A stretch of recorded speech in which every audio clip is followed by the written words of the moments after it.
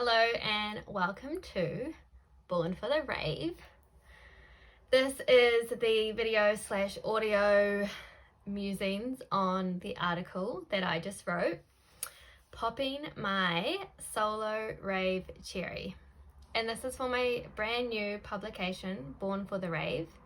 So if you enjoy drum and bass, or you enjoy behind the scenes festival stories, or just a view of antics to keep you updated, then you'll want to subscribe and follow along, because that's exactly what this is going to be.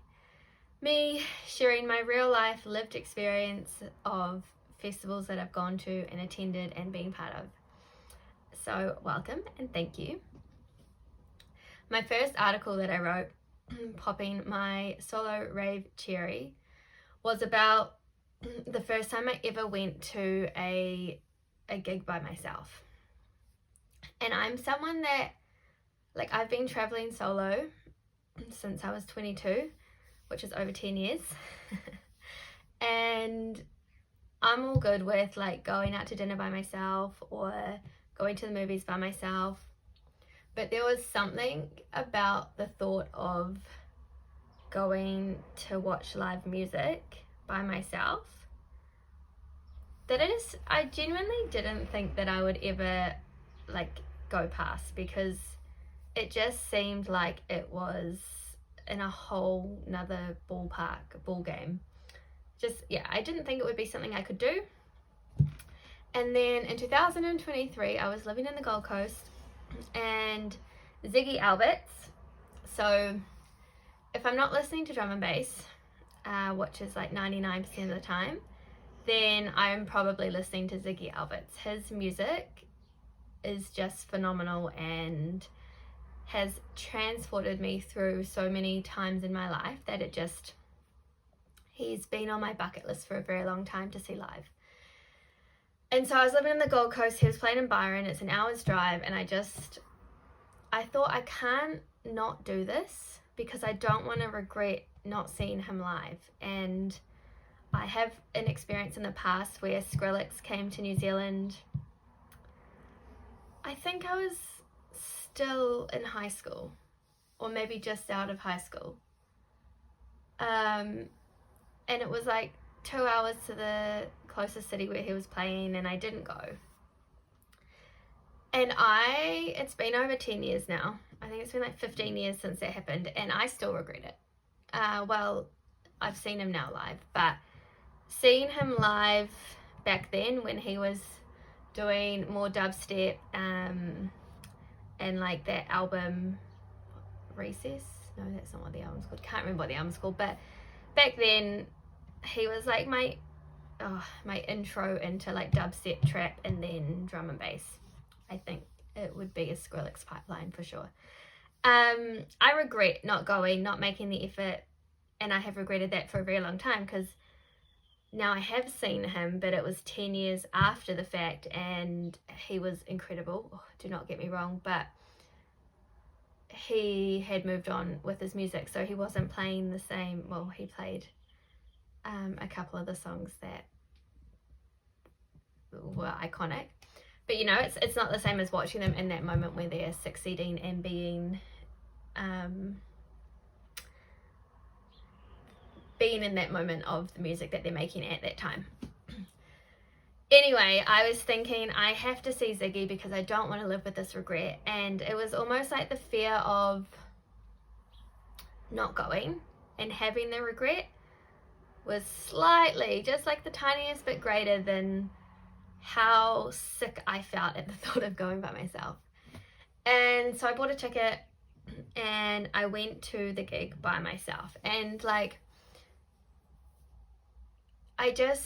I can't stress enough how nervous I was and how sick to my stomach I felt. And I arrived an hour and a half maybe before he started, because if you frequent a lot of drum and bass gigs in New Zealand, something we really fucking suck at here is lines and line management. Our festivals are absolutely fucking awful for it.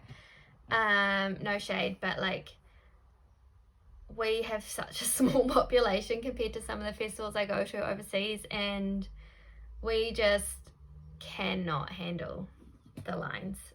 So sometimes you can want to go to a drum and bass festival and you need to arrive like 2 hours before someone you really want to see, because it might take you 2 hours to get through the fucking line. Alas, Ziggy Alberts took me 5 minutes to get to the line, and so I had like an hour and a half beforehand by myself, surrounded by people who are with people. And when I'm traveling solo and when I am out by myself, like, I don't drink because safety for me is a massive thing. And I can still have a really good time not drinking. I'm really happy not to do that.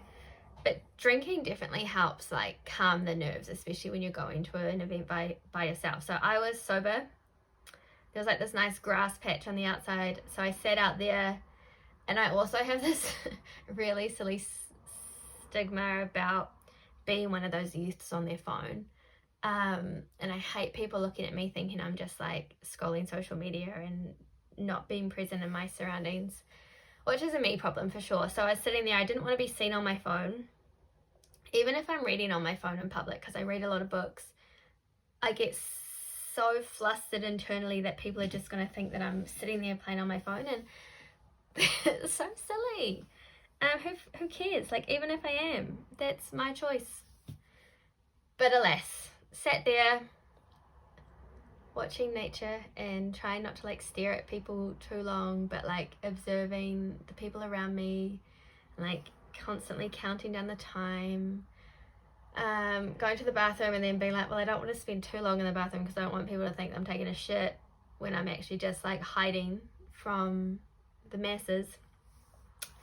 And then time comes around and I saw Ziggy play, and it was honestly one of the most incredible, like, he is phenomenal and his songs are phenomenal, and the way he captures a crowd is just like amazing. And he's fucking hot, like so good looking, so talented. He is just like dreamy. So I did that, and when the music was playing and when you're singing along, like, I was right up the front. And in those moments, it almost, well, it doesn't matter that you're not with anyone because you're just there vibing, having a good time. And when it finished, it was fine. Like, I had no anxiety. It had all gone. Like, I got to experience Ziggy Alberts, and I had a really great time. And I am so glad that I leant into my discomfort and went, even though I felt sick to my stomach and like considered pulling out several times, because that literally was the catalyst. Like, later in the year, I went to the UK. I went to a festival by myself called Nostock, and then I've met some really amazing people that I'm still friends with. I went to Let It Roll, which is the only festival I've been to that's purely just drum and bass. So at this stage in recording, it's my most favorite drum and bass festival I've ever been to, and it's my most favorite festival ever, because 3 days of just straight drum and bass, and the lineup I had was absolutely fucking gangster. Amazing. And then on my way home, I stopped in Bali, and that was actually when I went to Skrillex, full circle moment, and saw him live. I went by myself. I also went to What's So Not when I was in Bali at that time by myself. And if I had not have gone to Ziggy Alberts, I wouldn't have done those things. And that was 2023, and since then I have gone to multiple events by myself. And it's honestly life-changing. Like, I obviously love going with my friends, and when you're with people and you have this shared experience with the people that you love, it's incredible. But there's also so many freedoms and liberations when you go to an event by yourself. Like, I'm no longer worried about if everyone I'm with is enjoying the music that I've dragged them to. I can just enjoy it. You don't have the camaraderie of getting ready with people, but you also don't have to wait for people to get ready, which is great for me because that stresses me out. And then the people that I've met while traveling and festivaling solo is incredible. I do have some very fun and interesting stories. meeting people who are like, I don't know if intimidated is the right word, but they're like, they just couldn't understand that I could go to a festival and enjoy myself by myself, and they made me feel quite weird about it. But I'd made friends with their friends, so I spent a lot of time with them anyway. Festivaling solo is like such an experience that I recommend. And if a 3-day festival solo seems like too much to start with, which I definitely couldn't have done, honestly, even my first one that I went to, I took a book with me just in case I panicked and freaked out, because I knew that I needed like a point of safety. I didn't read the book once, but it allowed me to feel like there were options if I panicked. I 100% recommend leaning into the discomfort of going to something solo, whether that's just a gig for the night or whether that is a 3-day festival. The experience changes you, and it changes you for the better. It's amazing, it's incredible, and yeah, I just totally recommend it. Again, I'm going to be sharing stories about solo raving, but also raving with my friends and the festivals I've gone to across the world.